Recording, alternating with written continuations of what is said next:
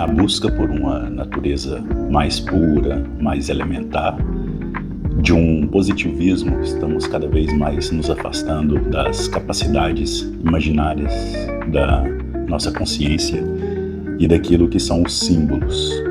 E nessa tentativa de uma orientação desorientada que as ciências modernas estão atravessando no tecnicismo, nos dá algumas fronteiras novas de conhecimento, de técnicas capazes de melhorar a nossa conduta de saúde, até de organização social, mas também nos aparta daquilo que deveria ser o nosso retorno do reconhecimento da nossa natureza. E a natureza humana, ela tem muito do universo interno. Então, no último vídeo sobre ciências, eu acabei apontando com a falta de roteiro na minha fala sobre todas essas cadências que tem nesse abismo, mas nesse vídeo aqui eu quero fazer a complementação. Então, essa complementação, vou passar por alguns episódios épicos, mostrar que eu também gosto das ciências e também tem mais algo para a gente poder refletir sobre como essas camadas daquilo que tenta entrar num cientificismo acaba irrompendo para um desfacelamento, digamos assim, dessa compreensão que a gente pode ter da nossa conexão com o cosmos. E nós como humanos, mas tudo que há. E isso sim é a verdadeira mística que você ainda não compreendeu. Salve humanidade! Eu sou Michel, aqui do Filosartes, e fazendo um adendo ali sobre o que eu vinha falando, de como que foi sendo construída a narrativa das ciências, também dos esotéricos, dos exotéricos, por aí, eu acabei deixando uns pontos de falha, né? Escrevi sem roteiro, sem muito tempo também, para aproveitar aqui o ambiente um pouco mais silencioso. Mas assim, uma das coisas que é importante apontar disso que eu trouxe no outro vídeo, que está aí no card aí, aleatório, passa muito sobre o que eu gosto do conhecimento das neurociências, na neuropsicologia, que tem sim essa evolução que vai mostrando capacidades e sinapses que vão causar ali o pensamento, que algum agente químico possa auxiliar na medicação. Hoje se tem a tal da medicina baseada em evidências, que mostra como alguns medicamentos têm sim muito mais capacidade de auxiliar do que outros que estão no imaginário popular, mas também isso cria aquela fuga do que eu estava dizendo sobre os doutores Batmans, né, com seus cintos bregas, que entra num viés de acabar assim perdendo a observação crítica das ciências. Um exemplo disso se passou no SUS, quando algumas pessoas que já eram ali para ter o seu estudo acadêmico, algum conhecimento, se perderam até numa química básica de quinta série. Eles começaram a acreditar em utilizar, veja bem, vinagre com bicarbonato para tomar, porque segundo um médico aí, desses fanfarrões que ficou famoso, começou a colocar, você expeliria pedras. Aí essas pedras, esses cristais eram as toxinas e tipo uma química básica, né, de saber que base com ácido cria cristais salinos e a pessoa está se intoxicando, né? Ou aquele outro que fala água, limão e gratidão, pelo amor, né? Então assim, a crítica é sobre isso, como que o desenvolvimento da linguagem ela tem uma capacidade de nos transformar a partir dos símbolos, mas também que pode enviesar a nossa mente. E dentro disso, até nas neurociências, esse estudo que vai se levando para a psicologia, também baseado em evidências, acaba recriando um ambiente clínico muito tecnicista que não ampara de fato aquilo do histórico da pessoa. A medicina também tem esse histórico milenar do cuidado que tinha sobre a ressignificação e a construção da cidadania das pessoas através de sua saúde, do seu bem-estar, e que agora acaba virando essas coisas de sempre ter uma vantagem técnica, de uma medicação que às vezes nem é comprovada cientificamente, passa isso para as pessoas são usadas como ratos de laboratório e você pagando por isso, inclusive, né? Transformando assim as pessoas em máquinas, porque vem dessa cultura também mecanicista, que ajudou muito a ciência a evoluir no quesito de tecnologia para cuidados da saúde, cirúrgicos, medicações mais bem desenvolvidas e elaboradas, mas acaba pegando um aspecto simbólico do ser humano, do seu corpo, e apenas o condicionando como uma máquina, né, um motor com suas válvulas e tudo mais. E dentro disso, nas neurociências, o desenvolvimento que foi se dando, né, de perceber como que funciona o cérebro, ainda com muitos buracos desse conhecimento, mas um desenvolvimento muito importante para nós, ela também foi auxiliar as inovações das inteligências artificiais. Não que inteligência artificial seja lá um problema, né? A gente vê que o povo com medo de como que a inteligência artificial ia se desenvolver, o brasileiro acabou transformando novamente no estilo BR. Vida de gado. Mas as neurociências partindo para esse princípio de ajudar essas grandes economias, né? Grandes empresas lucrativas, a tentar desenvolver cérebros cibernéticos para uma grande vantagem ali biológica desses negócios. Isso o Yuval Harari já falava, por isso que é muito importante tomar cuidado com só criticar o cara. Ele mostra as empresas que vai tendenciando essas tecnologias pelo mundo através da pesquisa dele. E com isso se mostrou uma coisa. Eu vou deixar aí um vídeo se você não acreditar em mim, porque eu pareço muito um jovem místico quando eu falo assim, né?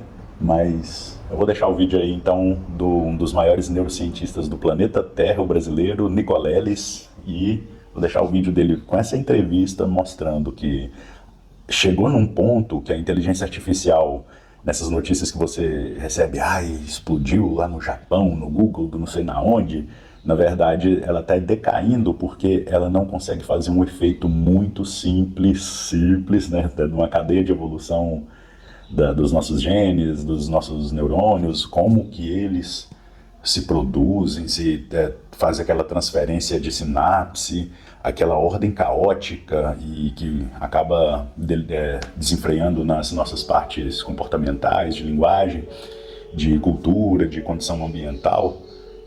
A IA, ela não delira, ela não entra em alucinação.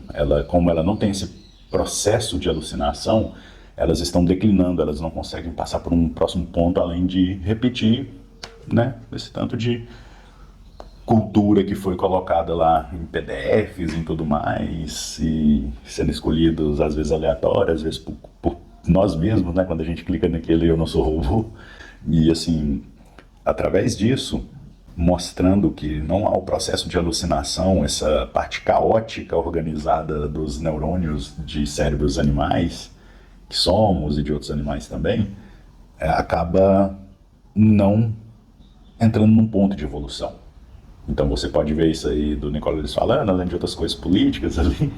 Mas enfim, usando dessa estratégia de uma ciência que possa nos capacitar para uma parte mais de encontro místico com a verdadeira natureza. Por exemplo, uma das coisas da natureza nossa é ter a organização do nosso ambiente para manter uma saúde, né? Tipo, você aí se diz detentor da sabedoria quântica, intergaláctica dos aliens, mas não lava uma louça. Mas sobre lavar a louça, não por isso. Por exemplo, muita gente fala, né? Por que estudar matemática? Veja que parece que é uma contradição esse vídeo. Muita gente fala, por que matemática? Eu não vou usar esses cálculos. Realmente a gente perde com o tempo a memória do cálculo, a não ser que você seja, né, uma pessoa que faça matemática, física, afins. E acaba que a gente não vai relembrar, né, de como que faz aquelas formulações. Só que quando você se dedica a estudar, por mais que sejam matérias muito só do cognitivo militar, né, isso que a gente tem nas escolas, quando você se dedica a estudar cada matéria, cada uma ajuda a gente a se organizar e se orientar no espaço. Por exemplo, história e geografia, a gente lida bem com saber como ir, como procede, né, o nosso entendimento, o comportamento e tal. E a matemática, ela ajuda a gente a ser pessoas mais organizadas, porque realmente, sim, desenvolve uma parte dos córtex, principalmente dos córtex das frontes, né, da área de Wernicke, Broca, sei lá como é que fala mais também, dessa linguagem que acaba desenvolvendo, porque as ramificações nervosas passam pelas nossas mãos, passam pelas nossas pernas e toda essa linguagem do corpo, de onde que entra o conhecimento da esquizoanálise sobre a consciência seu corpo inteiro, está nos pés, está em como a gente dança. Isso é dito de uma forma não leviana, porque tem sim um entendimento, tem sim toda uma cultura ancestral que já estudava isso. Hoje se diz muito sobre como que os primitivos, que primitivos o quê? Você já foi num campo que eles usavam de agricultura ali, né, nessas 5.000 anos, 3.000 anos atrás, e já percebeu, assim, vê lá os registros arqueológicos que esse povo já produzia farmacopeia e desenvolvimento de plantas, enxertos, tanto que a floresta amazônica tem estudos aí que mostram que castanhas, abacate, outros tipos de árvore foram sendo recolocados pelos povos indígenas ali para construir uma mega floresta de alta capacitação. Ela não surge assim simplesmente do nada. É um tipo de técnica mais interessante do que só o tecnicismo, entende? Você consegue compreender que há sim uma conexão com esse saber tecnológico e tecnicista, com também todo essa ancestralidade, esse resgate da verdadeira ancestralidade que a gente tem para melhorar até a nossa convivência com o planeta, harmônico ou não. E nessa organização dos espaços, através de uma mente mais matemática, é interessante que já se encontra também ali nos pitagóricos, né? E também nos gnósticos, se eu não me engano, sobre a mente dos matematicóis, que é uma das fases, né, do desenvolvimento, mas isso daí eu vou deixar para você pesquisar.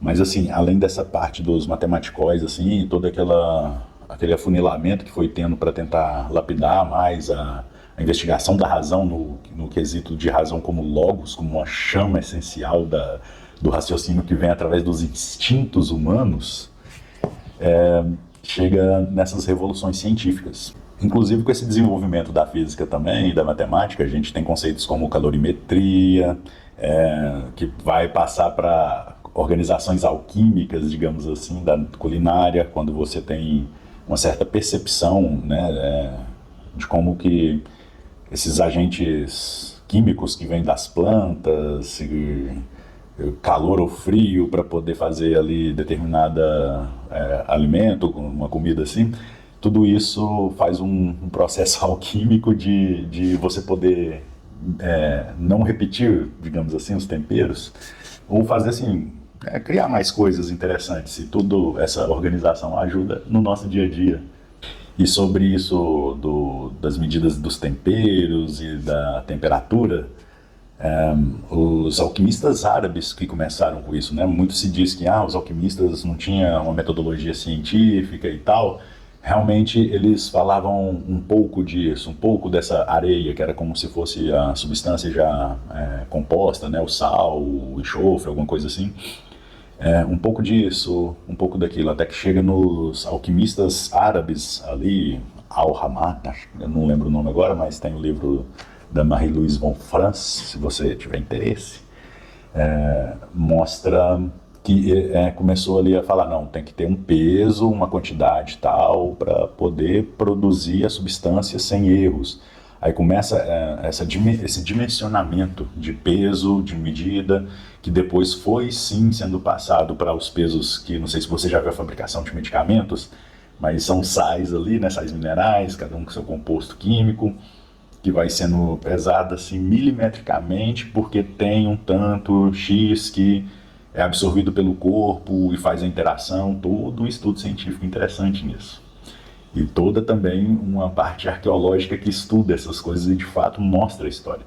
E nisso da química ter muito esse componente da natureza, ocorreu o quê? A tabela periódica química foi construída por Dmitri Mendeleev. Ele, se você busca na história, Dmitri Mendeleev, ele estava com todas as anotações em papéis assim sobre a sua mesa, fazendo os estudos das medidas atômicas, massa, velocidade, interação, não sei o quê, e ele estava tentando fazer uma organização que mostrasse como um vai sendo puxado pelo outro, organização eletrônica dos átomos construir uma molécula de outra coisa, ou um átomo de outro. Aí ele estava tentando isso, só que ele não conseguia organizar. Então, é registrado nos diários de Mendeleev que ele, um dia, com essas cartas dos elementos ali separados sobre a mesa, ele pega e adormece. E nesse adormecer, ele sonha com serpentes entrando em formas hexagonais e se encaixando, e cada serpente com o símbolo de um elemento, do hélio, ali do ferro e do não sei o que, e vai fazendo aquela organização na mente dele. Ele, de súbito, quando ele acorda, ele redesenha o sonho dele, ele redesenha e descreve o sonho dele. Com isso, ele tinha ali pronto a organização da tabela periódica que é usada até hoje pelas ciências. E eu faço essa pergunta, o inconsciente, né? Tem que falar com a psicologia baseada em evidências, né? Que às vezes não acredita nem que a consciência exista, né? Tem que falar, como é que fala? Fala de consciosidade. Você sabia que consciosidade está num dos livros do Jung? Esse livro é um dos livros mais místicos do Jung. Já é falado sobre o termo consciosidade, que hoje quem estuda neurociências e acha que é o ápice da nata, do leite talhado, seus coalhada. Aí sim, aí esse termo agora é importante, mas não é um processo de consciência, então nem inconsciente há. E fica essa questão, essa sugestão dos sonhos, uma parte simbólica ali, e para outra pessoa isso viraria apenas um emaranhado, seria uma forma de entendimento que o inconsciente ele está sim em conexão com os processos biofísicos, geofísicos, quânticos, que atravessa toda a organização cósmica, e uma mente que é capaz de simbolizar, retransforma, reconfigura essa elaboração do cosmos através de símbolos que, se a pessoa é capaz de observar aquilo, ela consegue recodificar e ter alguma coisa que realmente faça sentido? Será que o inconsciente nosso é, então, um emaranhado de energias, como tudo é? Como, até se você vê como que funcionam os átomos, isso que a gente chama de refração, tudo isso é muito interessante. Então é de onde que eu começo a desviar de um ateísmo seco, de que eu virei, assim, quando eu me vejo, né? Quando eu me vejo como ateu, eu lembro que não foi por revolta, não foi por morte na família, não foi por qualquer outra coisa assim. Quando eu me torno ali, num ateísmo que eu fiquei por longos anos ali elaborando, através dos estudos científicos e tal, foi muito por literatura, né? Eu gostava muito de ler, até hoje eu gosto, na verdade, de ler física pura, aplicada. Stephen Hawking aí foi tipo usado a rodo para as referências que eu tinha. Também gostava muito de ler Richard Dawkins, que faz toda essa pesquisa de mostrar como essas pseudociências às vezes estão envenenando, né, as pessoas através dessas técnicas estranhas que começam a inventar. Por exemplo, o cristal, ele tem todo um componente simbólico, coisa também que os ateus acabam deixando de lado, né? Que, por exemplo, cristais, o uso da argila, coisas que têm a ver com essa mineração, ela tem componentes dessa parte alquímica simbólica da nossa mente, mas acabam depois, aí ele começa a fazer essa pesquisa que acabam usando depois, tipo assim, com, né, igual essas ozonioterapia, essas coisas malucas aí que se inventam hoje em dia para ganhar dinheiro de trouxa, né? Mas enfim, Richard Dawkins faz toda essa pesquisa, mas em uma parte específica, não sei se é no Gênio Egoísta, eu tenho certeza que não é Deus um Delírio não, no livro dele, mas acho que é no Gênio Egoísta, não vou lembrar. Mas ele mostra como que pessoas, as mulheres gestantes que fossem identificadas, que estivessem portando ali o desenvolvimento do feto de um síndrome, de uma pessoa portadora de síndrome de Down, né, que tem um gene a mais na cadeia dos genes e os alelos recessivos da corrente do ácido desoxirribonucleico, ou ADN ou DNA, tanto faz a nomenclatura para mim. Mas assim, ele começa a falar que essas pessoas deveriam ser induzidas a abortos seguros, e começa toda uma descrição assim biológica, realmente assim científica, sobre que tem todo o aparato social, que essas crianças acabam morrendo de infarto e acaba ou morrendo cedo, ou se os pais morrem, eles não têm como ter um cuidado, e como isso era perigoso, e não sei o que, ele vai fazendo tudo isso. Olha só, se não fosse as mães que, mesmo assim, seguravam, batiam o pé e falavam, eu vou ter essa criança, e cuidavam dessas crianças, e se não fosse isso, hoje em dia a gente não teria essa evolução que teve no cuidado social, no cuidado psicológico, digamos assim, né? Com muitas falhas, mas ainda posso se dizer que sim, dessas pessoas. E hoje, a pessoa portadora dessa síndrome vive normalmente, muitos trabalham, muitos vivem até 60 anos, e, né? E aí, Richard Dawkins? E agora? Me mostra aí suas razões científicas. Mas enfim, outra coisa que também passa sobre esse entendimento de ter que fazer uma ciência mais positiva e crua e nua da natureza, estava de uma das grandes personalidades que eu gosto muito. Eu tenho até aquele apreço simbólico mental de falar que foi um mestre para mim, mas eu entendo que um mestre não como uma pessoa que eu tive contato, né? Que foi Carl Sagan. Carl Sagan, ele aponta que o símbolo, por exemplo, da suástica, já era, né, de uma questão pré-histórica. Deixar um vídeo aí do canal Estranha História, um canal muito bom aí que mostra essas coisas. Ele mostra que provavelmente ali na pré-história, por causa de o quê? Ele, como um astrofísico, ele gostava de estudar essas coisas antigas, ele pegou documentações sobre estudos de astronomia na China, porque a China antiga, caso você não saiba, fez amplamente quase toda coisa de tecnologia que a gente tem hoje, relógio, ampulheta, um maquinário para poder observar o céu e fazer cálculos da rotação do planeta, várias outras coisas, a pólvora, né, que eles usavam como foguete até 600, 900 anos depois chegar ali uns invasores e opa! E não se sabe ainda se foram os mongóis ou se foram mongóis junto com europeus, né? Que, os mongóis eles tinham muito esse negócio de andar com outras pessoas que eles achavam interessante aprender, mas chega um ponto que a pólvora é vista como um potencial uso de arma, né? E é usado depois, né? Como arma. Mas enfim, Carl Sagan, com esse material em mão, ele viu que os registros de alguns cometas pelos chineses faziam essa forma da cruz rotacional. E realmente tem alguns cometas que fazem esse movimento, né, no céu, e ele deduz que provavelmente o símbolo começa vindo ali da observação de cometas. Não coloco em dúvidas, mas não tendo conhecimento da quaternidade que é muito dita em O Homem e Seus Símbolos, um livro de Carl Gustav Jung, essa dança cósmica ela já era elaborada através de uma compreensão mais mística e introvertida sobre como a quaternidade repassa as figuras arquetípicas da mente para o plano externo.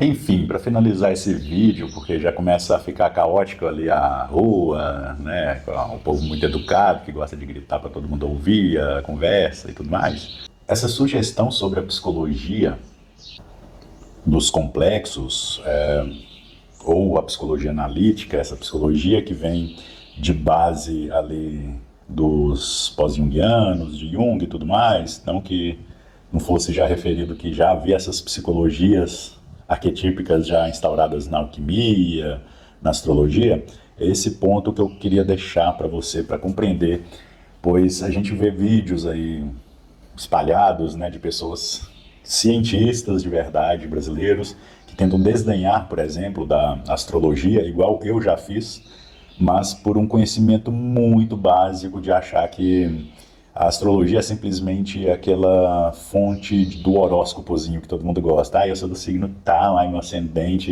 minha lua, minha Vênus. Aí vira aquele bololô todo que realmente se você pegar nas partes assim, de pesquisa sobre horóscopo, é só uma replicação de dados, mas não vê que há toda uma conjuntura dos mistérios, inclusive o calendário que você usa para você ter ali as datas que faça a sua memória funcionar, pois como aponta Alain de Botton, um grande filósofo ateu, aponta em seu livro Religiões para Ateus, ele mostra sobre essa necessidade da gente ter essas datas comemorativas em ciclos estacionais para nossa memória funcionar, porque a gente é de uma memória muito fraca. Se você duvida disso, veja o que acontece a cada 4 anos de eleição. Se a memória do humano é boa mesmo. Mas assim, tendo todo esse desenvolvimento, né, de aspectos, daquelas danças que tem muitos círculos esotéricos, mas, né, bem desenvolvidos.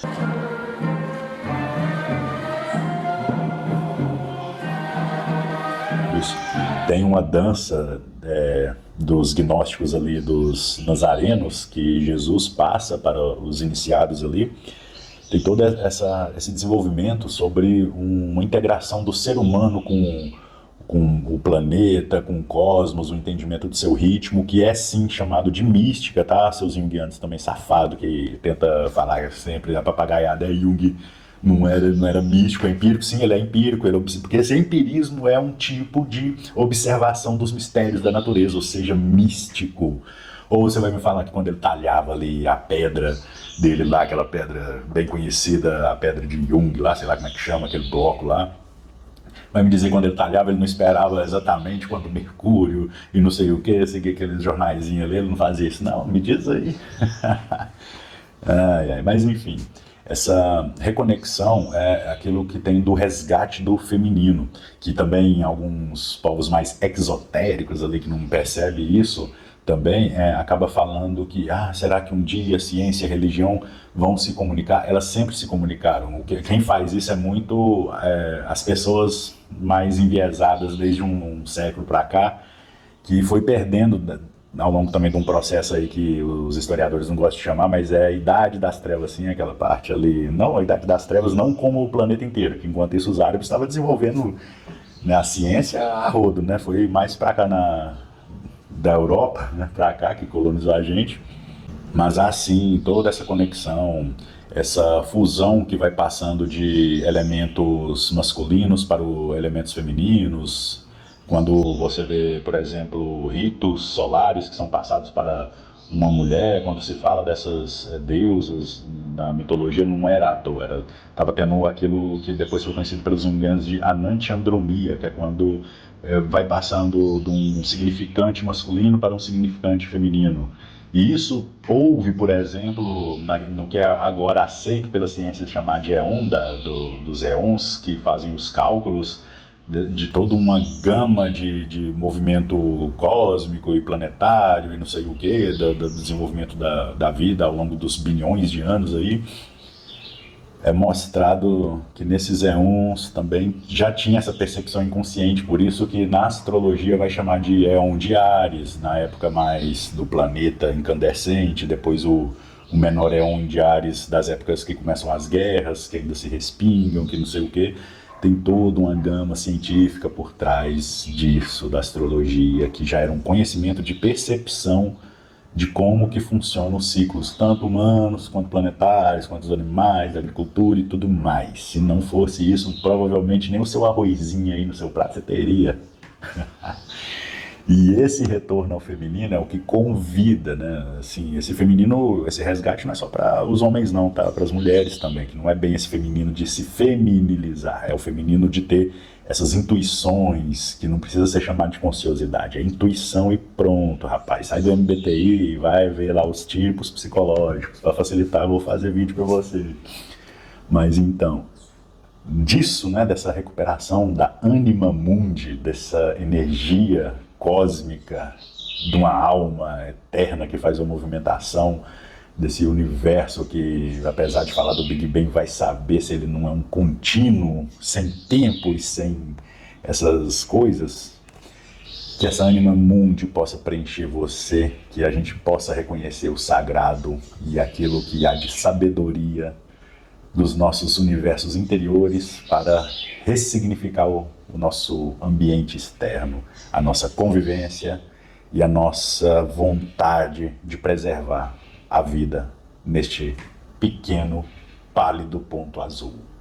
Muito obrigado por ter assistido até aqui. Valeu e até a próxima.